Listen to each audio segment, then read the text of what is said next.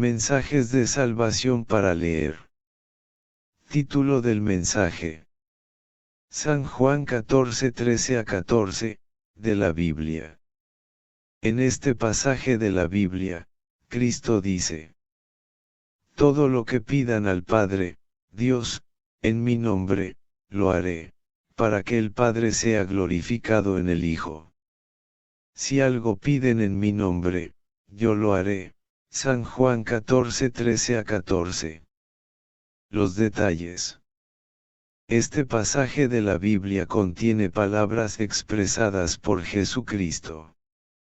Dios es un ser responsable, más allá de lo que podemos entender. Nosotros existimos por voluntad de Él, y siendo Dios nuestro Creador, Él se siente responsable de nosotros, ya que por su propia decisión es que cada uno de nosotros ha llegado a existir. Sin embargo, Él no nos creó para que estemos invocando entidades espirituales que ni siquiera están mencionadas en la Biblia, sino para servirle a Él y para amarle de corazón, de la manera como Cristo enseñó.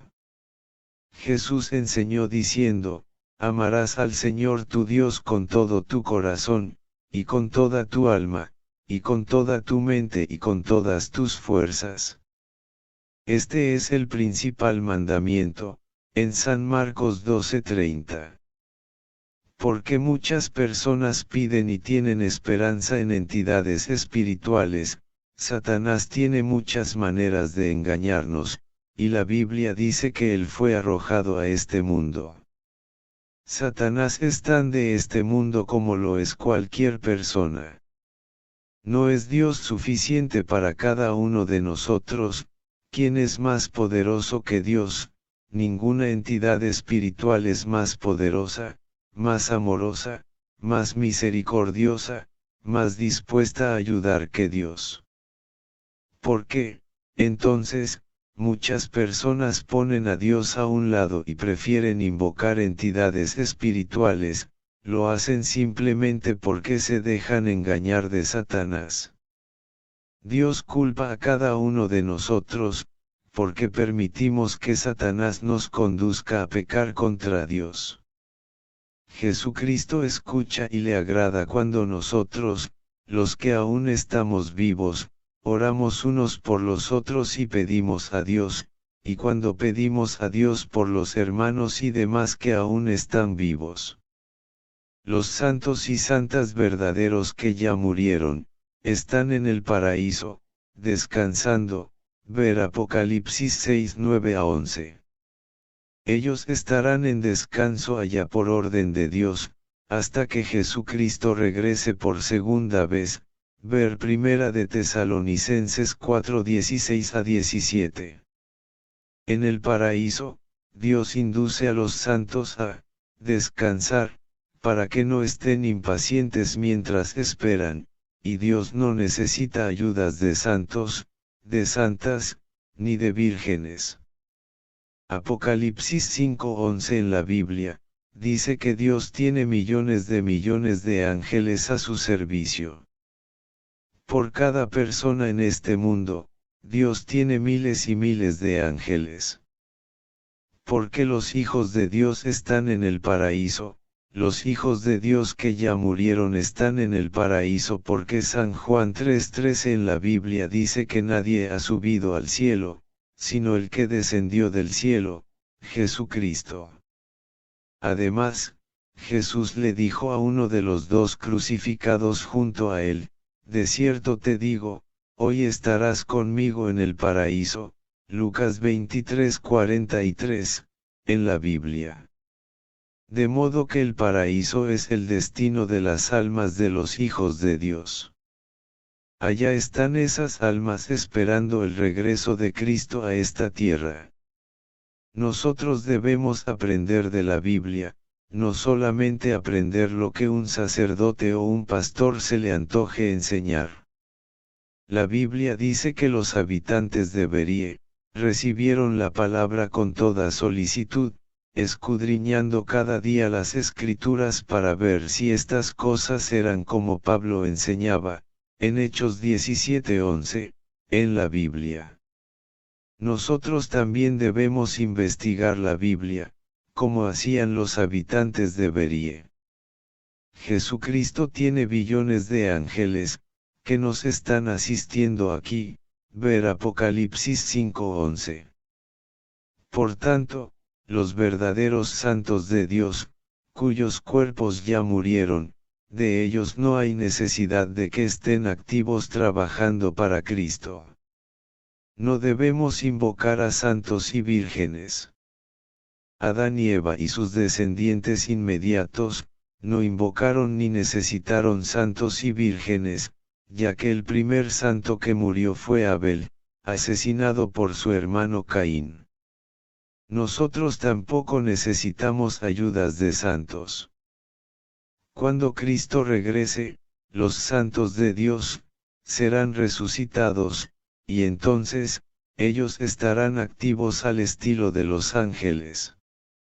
En Marcos 12:25 en la Biblia, Cristo dice que, los santos de Dios, cuando resuciten de los muertos, ni se casarán ni se darán en casamiento, sino serán como los ángeles que están en los cielos. Invocar significa, llamar la atención, pedir ayuda con humillación, clamar, etc. En lo espiritual, estas acciones solo debemos dirigirlas hacia Dios, nuestro Creador. Él es un ser celoso de nosotros, ver Éxodo 25. Si Dios es celoso con nosotros, es una señal de su gran amor hacia nosotros. La persona que ama de verdad, en ciertas circunstancias siente celos por el ser amado. Si queremos llegar al reino de Dios, debemos invocar solamente a Dios, a Jesucristo y al Espíritu Santo. Ellos tres imponen las últimas decisiones. Nadie más. Debemos vivir de Dios y para Dios solamente, siempre teniendo a Jesucristo presente en todo. Porque Él es quien nos une con Dios. Cuando nosotros invocamos a un ente espiritual que no sea Dios, Satanás y sus demonios enseguida actúan con milagros y acciones engañosos, porque el engañar, es una de las actividades principales de Satanás. Él se esconde detrás de cualquier entidad espiritual. Por tanto, haciendo invocaciones fuera de Dios, con eso nosotros estamos asegurando que nuestras almas pertenezcan a Satanás. Los milagros de Satanás son falsos, porque Dios tiene el poder de deshacerlos. No es Dios el Todopoderoso, Dios nunca va a deshacer los milagros que se originan en Él. También, con las prácticas de invocaciones fuera de Dios, la gente fácilmente se acostumbra a ellas, y en sus días finales, de seguro que también invocarán sus entidades espirituales preferidas, para que conduzcan sus almas al más allá. Aparte de los niñitos y los recién nacidos, las almas no se van automáticamente al reino de Dios. Hay que agradar a Dios en esta vida. 2 veces Dios de Jesús dijo, este es mi Hijo amado en quien tengo complacencia. De él deben aprender, en Mateo 3:17, 17:5. Hay que complacer a Dios.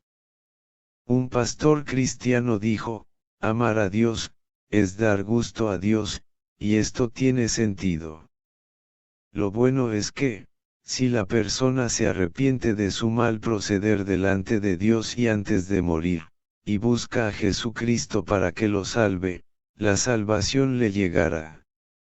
¿A dónde son conducidas esas almas que hacen invocaciones fuera de Dios? Ellas ponen a Dios a un lado, o mezclan a Dios con entidades espirituales, y para Dios, esto es adulterio espiritual.